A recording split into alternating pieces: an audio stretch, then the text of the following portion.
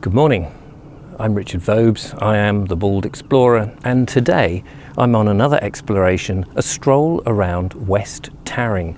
I've come early in the morning, which is why I'm speaking with a slightly hushed voice, and I thought I'd start in West Tarring, which is sort of a town within a town.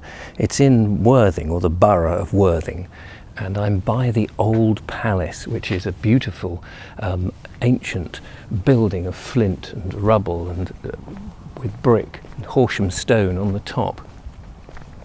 And I'm going to take a little stroll around what is this idyllic sort of town, this idyllic ancient market town that once was a centre of corn, believe it or not, here in Worthing, in West Sussex, before Worthing was really anything. Worthing was simply a fishing village down on the coast, and Tarring now has been sort of swallowed up within the borough. But there are some amazing buildings to look at, and of course there's the church. So let's take a little stroll around. Where I'm standing now, the names of the streets are not as they originally were. You had North Street, you had South Street and West Street, and probably this crossroads that I'm on at the moment is where the original market and fairs would have been taking place. All that has gone, and any recognition of that has completely vanished. Let's go down one of the most picturesque and narrow streets that, believe it or not, at one point had double-decker buses going down. This is the now, it's the High Street. I believe up to 5 public houses or taverns lined this road at one time, and probably a lot of ale houses too. Now there's only 2. It's true to say that these days you whiz past West Tarring in a flash, but originally the parish was surrounded by fields and was 3 miles long and 1.5 miles wide. The buildings today are chiefly of brick, flint and cobbles, some painted, rendered or hung with tiles. The Worthing-Arundel railway line opened in 1846 just south of Tarring, and West Worthing Station then opened, leading to the construction of many Victorian villas and terraces in the area, though much of the High Street is pretty much untouched. A windmill was recorded at Tarring Manor, though the site appears to be unknown, although there is a record of Mill Field and Mill Borough, both field names, so that might be a clue. The Lord of Tarring received a grant for a yearly fair, a big deal back then in 1314. It was to be held on the feast day of St. Matthew, that's the 21st of September, as I'm sure you know.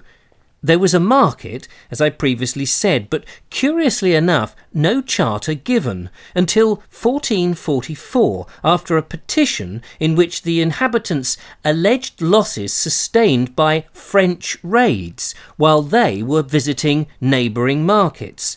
A royal charter permitted the market to be held on Saturdays. By the beginning of the 20th century, it had faded away.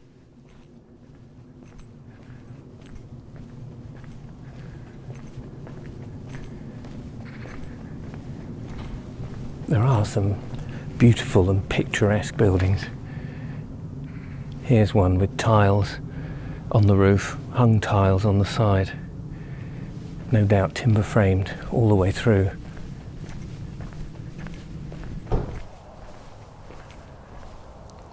Just going to poke my nose up here where there's some old garages by the looks of things, maybe stables in the old days.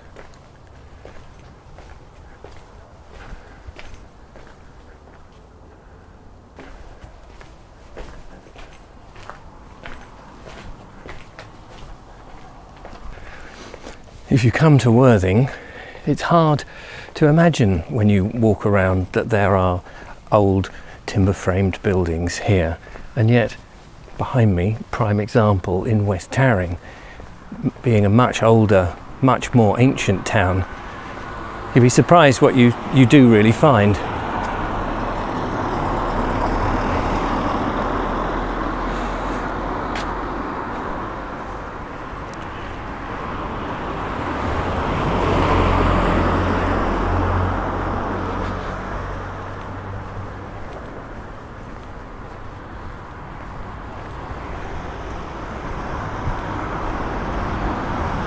The church, curiously, is to the south of the main medieval village, and that's not uncommon in a lot of places, although usually the village is built up around the church.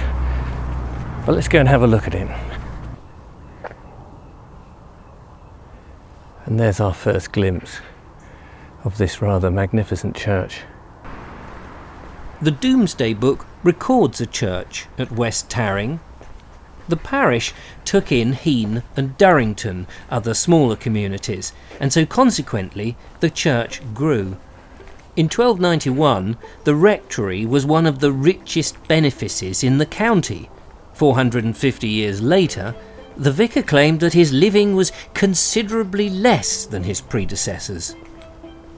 St Andrew is built of rubble with aslar dressings and has a wooden spire. Extensive restoration in the 19th century replaced the original features. I couldn't go into the church today because, it being a Sunday, a service was being prepared. One of the more unusual things in West Tarring was the introduction of figs. The fruit, figs, fig trees were planted here, I think back in the 13th century, by St Richard, the patron saint of Sussex, who was waiting here before he became the bishop at Chichester. And while he was waiting at the rectory, he planted figs. Later on, a few hundred years later, more figs were planted in West Tarring, and during the Victorian period, people came and took tea and walked through the fig groves. Amazing.